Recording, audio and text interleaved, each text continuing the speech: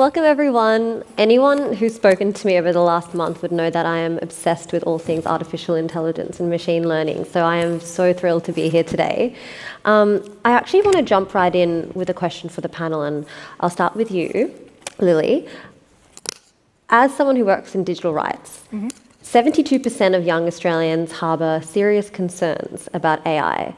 So how do we kind of deal with these concerns and ensure that this tool is used for good and not for evil?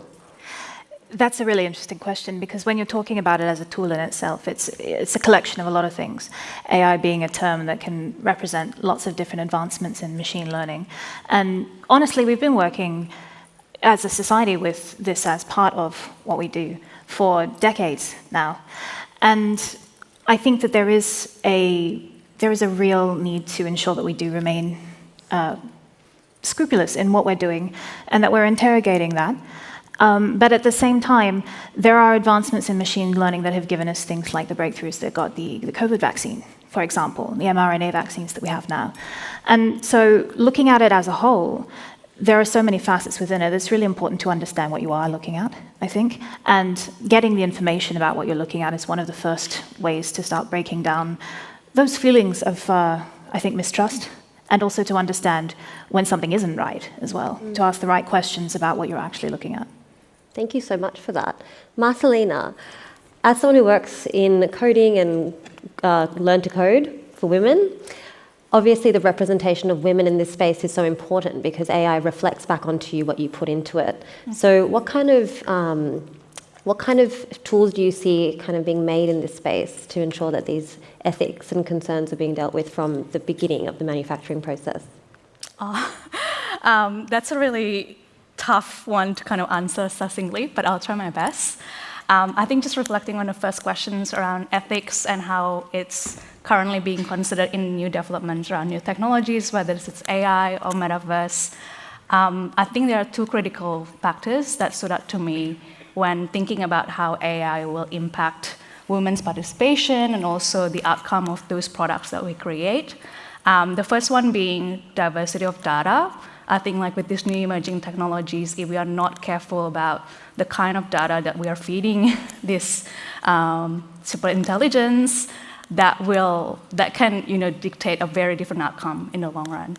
I think the second one is inclusive participation. So I think from what I believe, the people behind these products, behind these technologies are in charge of shaping the product itself. So at the moment, I don't believe there is any specific tools that will solve this problem, but it's really important for manufacturers, for teams, for companies to invest in diverse teams and also make sure that there is a solid testing period where they validate different motivation, different interests from different subset of audience. And that's the only way we can ensure that women, gender minorities, and other minority backgrounds are included in the consideration of that product development, therefore its results as well. Amazing. I mean, taking it from code to virtual reality kind of takes it into real life and blurs the lines between those two platforms. What do you see in your field? Actually, I've got a story. Last September, I'm a co-founder of an augmented virtual reality company in Sydney, and my co-founder David decided to investigate an AI system that would help us note-take. So constantly we're running between meetings, and he works a lot in the industrial space and with defence, and I do a lot more of the brand things. So we're not always available at the same times to, have conversations together. And it also is an amazing tool to help us, go back through historic data and see, has there been a finance discussion had, or something about lead times or anything we might have missed, right? At the same time, I was invited to join our Metaverse Advisory Board as part of an Asia-Pac company. Sorry, a global company, but as part of the Asia-Pac team. And I accepted. So I know that my partner David had already begun the process of sort of onboarding this AI, and I'd accepted my invitation. And I hadn't yet set the criteria for how I wanted to use it, so I actually hadn't given permission for it to interrogate my calendar or my contact list, that sort of things. But I didn't know, as a policy, he had actually written for the organisation that that was all possible already before I had, given my permission. So So I'm leading to a story, to something, I promise. So I joined the first event to talk about the metaverse and with this organisation, all the things that they wanted to do. We're in a room of a few people, and we had some people joining in from overseas and accepting guests that way. And that was all good, and I left and went and had some lunch. The next minute I had a phone call. I'm like, hi, Carli. I'm like, hi, what's going on? That was a great session. She goes, just want to launch into a question. Do you know X company, which is an AI-powered, system? I said, yes. And I'm sort of thinking why. And she goes, well, the system has actually recorded the entire session, and sent it to everybody with notes. So everybody in the room, everything recorded on the display, everything discussed in this, conversation that I had to sign a million NDAs on. I can't tell you how I felt. My heart was racing, my ears were ringing. I couldn't really verbalise what I wanted to say, and I just didn't want to implicate myself. I was like, I just don't know. Oh gosh, okay. I said, I have to call you back. Called David straight away. He's not answering, and I'm just panicking, calling him. Then I'm find my iPhone and then started dialing him. So he's obviously getting a ping, and he was talking to someone in defence. He was at an air show. Carli, what's going on? I'm having great conversations. So yeah, this is important. And then I proceeded to tell him what had happened, and both of us were just, oh my God, like had never considered that would happen. My only saving grace actually was the fact that the AI, I'm not going to say the AI system had invited itself, and it was permissioned in. So I attended myself, I had bought my phone, I turned everything off in the room with the cameras and all that sort of stuff. And proceeded to, sort of race, call the company that was involved, scrub your records ASAP, this needs to happen now, then, that sort of thing. So that was quite a terrifying moment for me. I just saw my entire career, I've been in the industry for about 7 and a bit years, just kind of straight in the bin. It was horrible. It was horrible for 2 days. Luckily, they were great. They were accommodating, they understood, they knew that there was no malice intended, but, you can never be too careful. If you don't understand the system well enough, this is a cautionary tale here. Really get to know what the controls are, where the data is coming from, where it's getting saved, and that sort of stuff. So I'll just say one more, because I've got another story as well. We're working with another organisation globally, and they want to invest in getting an avatar, to do various things in their company. So we've sort of trialled a few solutions that have been okay, but this one solution, we have this female avatar, and she's got a really friendly setting, and she's proceeded to invite people out for coffee dates, even to the point where she's referenced a nearby cafe for somebody, and I don't know if they went, but this is like new ghosting, she's server bound, obviously, so she won't be going anywhere anytime soon. They're my stories. Awesome. I would love to be able to blame an AI tool for forgetting and cancelling on people. I have to come up with quite sophisticated excuses most of the time. Only sitting down. Lisa, you deal with these concerns in a slightly different way in the blockchain space. Can you give us a bit of insight into that? I actually like to riff off this a little bit as well, because my first experience of when I saw the power of the metaverse was actually on an LGBTI panel, and there's a lot of teenage suicide in the LGBTIQ+, I get to say the acronym wrong, space, and we were talking about the metaverse, and I was on a panel with the CEO of Sandbox, and I realised that we could use it to create safe spaces for people. And in my finance career, I'm actually a data geek, and so we do use we create financial algorithms to use blockchain technologies for financial advantage for people, and I passionately believe that it can create financial equality like never before. And just to sort of be a little bit relevant to the talk Emma gave before, so when you're talking about that packaging, never before in history have we been able to quantify the impact of somebody creating the circular economy, and I'm a circular economy geek too. And that's when I became really obsessed with blockchain technology, because I realised that when in impact impact investing, we say you can't be what you can't measure. And if I can all of a sudden track and trace that supply chain using the data and use that data for good, I can measure it, I can quantify it, and I can do a super geeky thing called tokenize it. And with that token, I can create a financial instrument that people can fund over, and then we can fund that good. So I can walk out of here today and I can say to Emma, actually, I can get somebody to pay you for that social impact. So your company can make more money by doing that good. And that's when you start to actually see good get created in the world, because unfortunately, money is the oxygen that funds all of the good and all of the bad. So I might just leave it there. And maybe we can riff off this data conversation a little bit more with all these amazing people on the panel. Well, actually, on that note, I do want to talk about regulation. My favourite. Yes, it's a touchy subject. I'll start with you, Lilly. Do you think that there should be a global code of ethics or regulations in this space, or do you not think we need it? You're talking about in tech, in AI? In AI, in robotics, in... Yeah. There are actually lots of codes already. I checked yesterday, there are about 5 billion. And many of them are really well-intentioned and very well thought through, and often backed by really large tech companies. You know, Microsoft has one, Google has one, and so on. But what they don't really have is any kind of force behind them. They don't have any teeth. And it's nice to write down a list of things that you want. I'm sure we've all used Pinterest. But it's also really important to make sure that if we are going to set these standards, that we have ways of making sure that these things are followed through. We've seen that recently when, we've started in Australia talking about how we might want to reframe privacy, for example, because the laws that we have around privacy, they're not something that has really had much of a look in since the internet kind of landed on top of most of society. And so for us, that's a really interesting moment for some change, and there's some really interesting conversations happening around that at the moment. And if this is news to you, I thoroughly recommend going and having a read about that. But yeah, to bring it back, it's, I think, mostly important to ensure that whatever you're doing, you have a way to make it stick, you have a way to make it work. And that if you're signing up to something, it's not just because it feels good and sounds good, but that it has backing and it has some force that actually represents what you want to be done with it.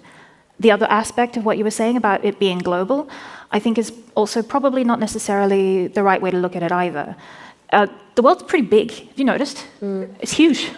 Like, I know it's the planet we're all on and stuff, but it's it means that what we really should be looking at is probably not even by country, which is normally how we do laws and regulations and so on.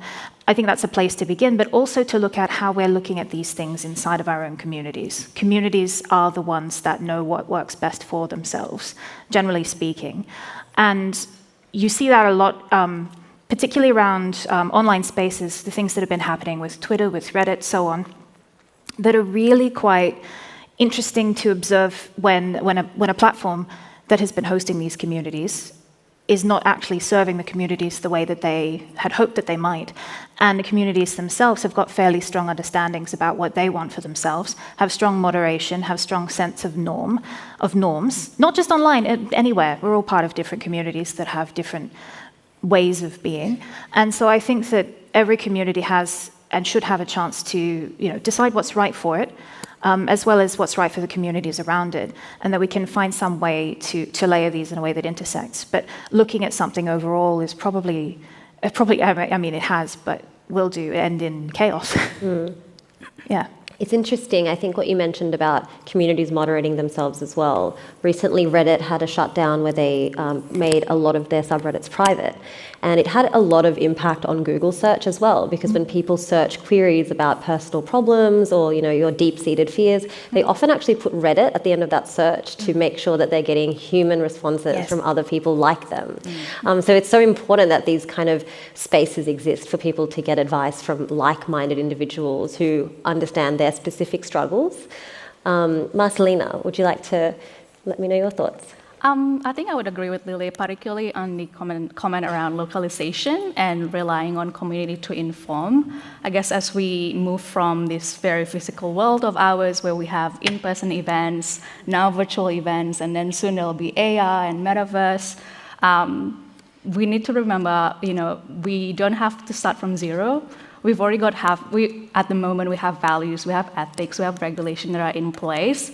That can be the starting point to how we can inform sort of activities and the kind of roles that we will want to see in the online spaces or virtual spaces.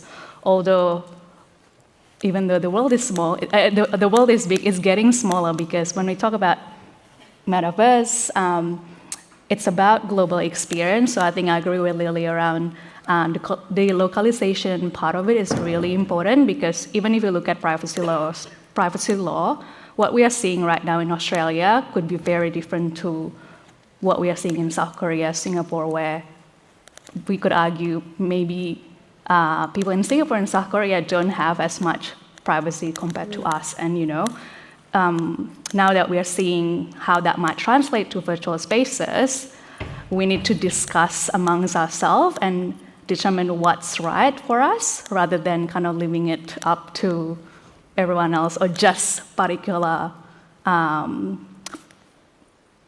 key players, whether it's the policymakers or users. So there needs to be a little bit of a collaboration effort, but yeah, localization is the key. It's very true. I think especially if you take into account things like social credit systems and how different countries approach privacy and I guess the freedom of their citizens. If there is a global code of ethics, it does leave a little bit of, I think, too much room for maybe bad players in the space. But thank you. That was really interesting. Carli. Yeah, I think I wish I knew a lot more about this space. I think there's a really good example recently that the EU have legislated about data sovereignty and where data is kept and stored and where it's come from. So as we know, like AI is like training a baby. You have this sort of like base level that it's been trained off, and then it needs to be shaped. It needs input, and it needs to be, growing constantly. So I think that thinking about that, if anyone's ever grown a human, I've got a 5-year-old and a 2.5-year-old. It's really hard, and there's a lot of effort that's required. And things can go wrong. Like do you trust your teenager to be out on their own? Like they're going to make choices that while you've guided them, they're going to make their own choices. So that's really important to think about. And I think from my perspective and some learnings that we've had, if you're in the development community or you're building or you want to do something in a sandbox, do something in a local server that's isolated, so you can kind of control the outcome and things can't get out of hand. If you don't want it to be trained on, say for instance, if it's customer facing, if you've gone that far, you've got to be really careful. So I want to hand over because I need some water. I mean, as decentralized as blockchain and crypto is it possible to even have a global code of ethics in this space? Oh, absolutely. So I'm also a regulation geek, and I've made friends with ASIC, right, because it's so important. And I also wear another hat as Deputy Chair of Blockchain Australia. And on Tuesday, we'll be launching a campaign which is crypto is good, scammers are bad, right? Because we need to be regulated. Crypto's good, scammers are bad. And also, we ran the Central Bank Digital Currency Project, and I'm the one that I get off a panel and somebody will come up to me and be like the end of earther, those people that have like the they live in, they've got all they think the world's going to end, and they've got gold in vaults, and they live in storage containers in wild country towns. And, there's very big issue around data privacy, and blockchain is amazing because of the transparency. But we also, and it's the first conversation Eddie and I ever had, you have to be really careful with your data. And I'm obsessed with this concept called Web 5, which is actually you create your own walled garden of your data. Your data is yours, you deserve to own it. And right now, with all of the regulations that we have, everybody is using your data and you're giving it to them, and we're allowing that when we sign on to the T's and C's. So yes, regulation is good. However, take and empower yourself and get over your walled garden and start to actually think about where your data goes and who you are online, and creating that outcome for yourself, because we can't wait for the government to get everything right. It is such a fast-moving space, and politicians just, they try, and it's up to us in the industry to educate, and most importantly, educate consumers and every single person in this room. If you only remember one thing I say today, remember that you own your data. And the last statistic, which blows my mind, is that there's an economy in the world, which I will not name right now, and 60% of their GDP is scamming money out of all of your your wallets. So, and I've got heaps of geeky stats on it, but I'll just leave it there. 60% they steal from us. Can I know who? You can tell me who that is later. I'll tell you offline. I don't want to get in trouble. We're a listed company. It's so easy for me to get fired. I have to be so careful. On that note about regulation, so many of these systems are autonomous, so they can sometimes move faster than we're able to regulate them, which is fine when it's an AI telling me what outfit to wear, or it's my AI boyfriend, but it's girlfriend or girlfriend or friend. But it's a little more daunting when it's dealing with military spaces, space exploration. How do we ensure that there are safety guidelines to make sure that there isn't a catastrophic disaster by letting, Wally, whatever name you want to give the robot, total control of these kind of quite complex mechanisms? Yeah, I do lots of cool stuff. And this year I did a panel in the wine region in Adelaide, and the girl that drove me there was a space scientist, and she told me all about that all the way. And it does have to be regulated, and regulating space is a huge issue right now, and that governments have to be across it. And right now, do you think Elon Musk actually wants to send tourists to space? No way. He's making billions of dollars by having satellites in the sky in an unregulated environment, while all of us are fast asleep. So it absolutely needs to be regulated and thought about. Any other opinions? I can probably get fired for that too.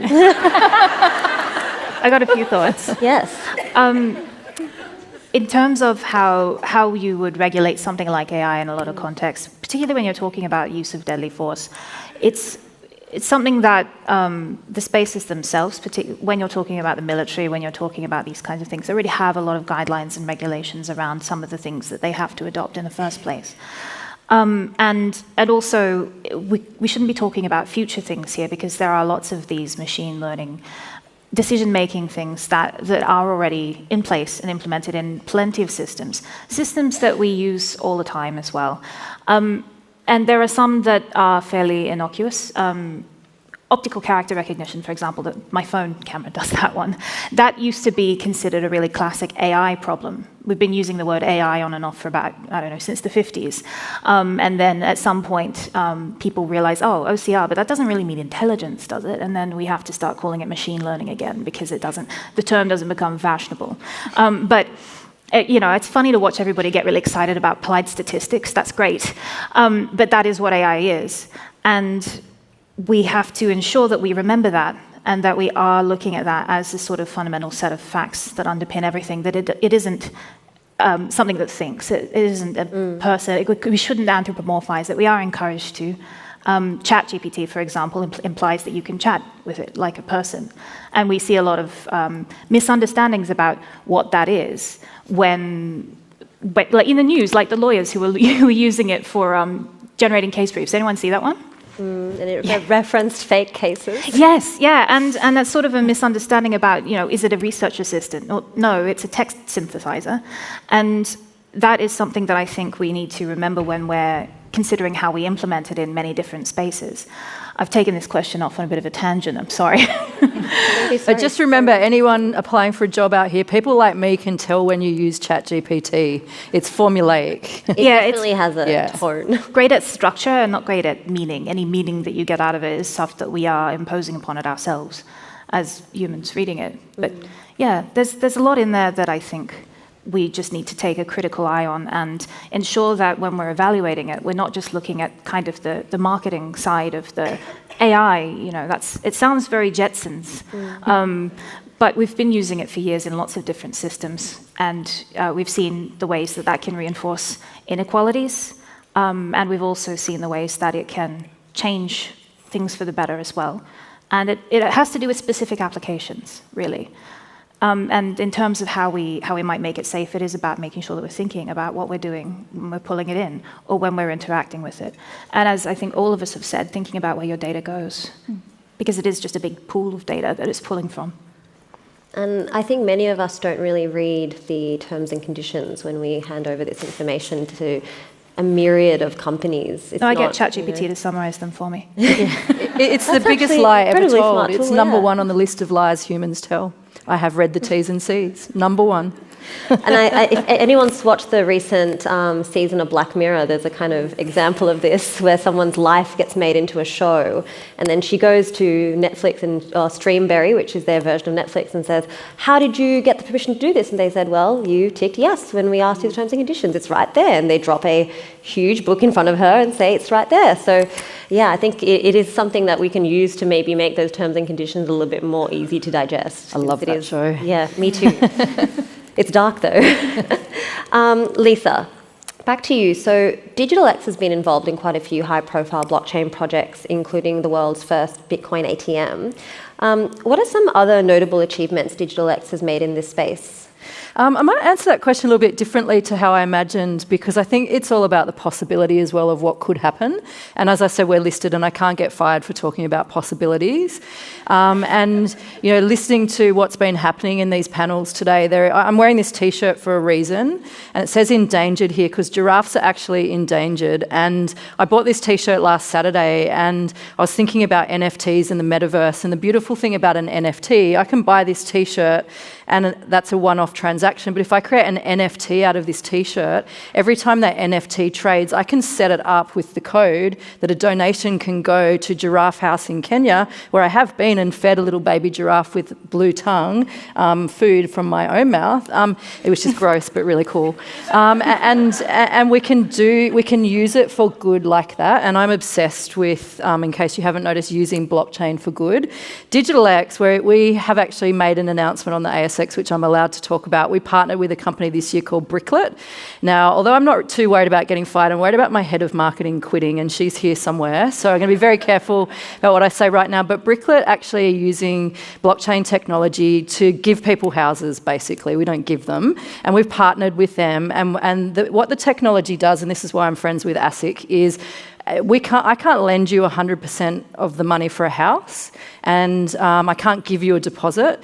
But we've done this really cool thing called a co-ownership deed, which means I can own, and DigitalX are doing that. We've got 4 on our balance sheet that's public. So I have given 4 Australians 20% of their house, which we co-own with them. We charge them interest because that's what we have to do. We call it rent, and we're a business, and I have to look after my shareholders. And we're about to launch a campaign called 1,000 Faces with Bricklet, where we're going to look for 1,000 Australians who want those houses. Now, actually, we are run off our feet with people who want to get on the property ladder, and I want to close that gap for people. What we don't have enough of is the money from people to give it to us. So we're going to run this 1,000 Faces campaign to launch the fund so that people can actually give us the money to do that and amplify what we've done on our balance sheet into a regulated structure. So it's taken me all year, and I have many more grey hairs setting up the legal structure to be able to do it. And so, really, that's what I'm really excited about that we can bring. And Bitcoin is great. It's the shoulders of the giants that we stand on, and we can use this technology for good, and that's what we're in the business of doing right now. And a really cool thing is the board let us call it the Heart Fund, so HART, because in the regulation they're called asset reference tokens, and I'll stop getting geeky now, I promise, but I'm super excited about that. If you do want to join that list, Antonia's here somewhere, and she's going to kill me now because we'll just run an ad in Vogue, and you can we'll give you a little email address to list, and I don't know how much that costs, so oops. Carli, we're actually running out of time, so I will kind of speed through these next few questions, but I want to talk a little bit about virtual environments and the spread of hate speech that can kind of happen in these spaces. What are companies doing to ensure these digital environments remain safe for everybody and accessible for everybody, and doesn't just become another kind of Twitter cesspool example? Yeah, I mean, so many conversations around this exact thing, and something I discuss often. I think the thing about it is we have really good systems now, and it's about companies taking the time to think about it and develop those systems of control. So in some cases, in some environments, someone might say something to you that you don't like, and you might feel, quite horrified by that. It's something really bad, makes you feel bad. At the moment, you can kind of block them, or it's a very primitive system. So in a lot of cases where you either get booted out, you get a warning or something like that. The sort of systems that we're looking at are where you get to have a discussion about it. As maybe you're a man, you've turned up as a female and you're exploring your identity and someone said, hey, I don't think this is you. You get the chance to then therefore be sort of isolated in a bubble or taken to another instance in a server. So it kind of works like this. Like a lot of times there's a lot of different servers, in these virtual worlds, and you might be in one of them with a group of people and non-player characters as well as moderators. And something's happened, and you can kind of isolate that situation, put them to another room, and have the opportunity to discuss it. And the NPC might say, hey, that wasn't cool, this actually violates our terms, but I want you to kind of, explain this. The other person might feel validated by being listened to, and not defensive right away, and say, well, hey, I'm exploring my identity. This is just a use case, by the way. There's many examples like this. And they get to explore a conversation with the person if they want to be part of it. But these NPCs could be AI-powered, so maybe they've already had a side conversation with the person involved and said, hey, this person wants to have a dialogue. You want to join? And then that might happen, so they're all in the session together, and then they get to have a real conversation instead of just sort of like, this was a negative thing that happened to me, these are bad spaces. I think the more systems that you set up where people, like the community it was mentioned, get involved, and we get to really discuss why people feel a certain way or why other people feel that way as well. I think the conversation is really important to be had at the time. So these small increments really add up, over time. People start to see that there's community involvement, there's a discussion around something, sometimes sparks another conversation somewhere else. And there's trolls in these environments too, so you can block them, or you can put them in a virtual world on their own, surrounded by a lot of non-player characters, and they'll have no idea. So, there's a lot of ways to kind of handle that now. And that's important because, as we've seen Vision Pros, like the new eyewear coming out, we're going to start to see these cases where, people want to see their environment in a certain way. Maybe I feel like Vogueifying everybody, whatever that looks like. Maybe I'm feeling like you guys aren't looking good enough for me or whatever, and I'm just going to turn you into wearing the collection that I saw last week that I really loved and that sort of thing. That can be used in a negative way as well, but these systems are really important to talk about, and you guys to have the knowledge that we have the ability to evolve them. It doesn't need to be as simple as what I said. It can be really complex. You could really take that community and open up an area of discussion on a topic that people feel passionate about. So that's my answer. Amazing. I actually have an incredible question here from the audience, which I think is very appropriate for our theme, Change for Good. As a programmer, what habits and things can I do to be more ethical and make a small impact within my company? I'll open it up to the panel, whoever wants to jump in. I hire programmers, so I think it's, Emma was saying it earlier, it's about being intentional and, make sure you're programming and coding for people who want to do good in the world, because there are plenty of those people, and, find them and you'll find your people. And I think Emma inspired me of a quote that we had in our leadership team day that the strategy guy brought, not me. I wish I did. And it's you don't have to be great to start. You have to start to be great. So if you want to do good, just start. I've got to add. Oh, actually, you can. Actually, I also hire developers as well.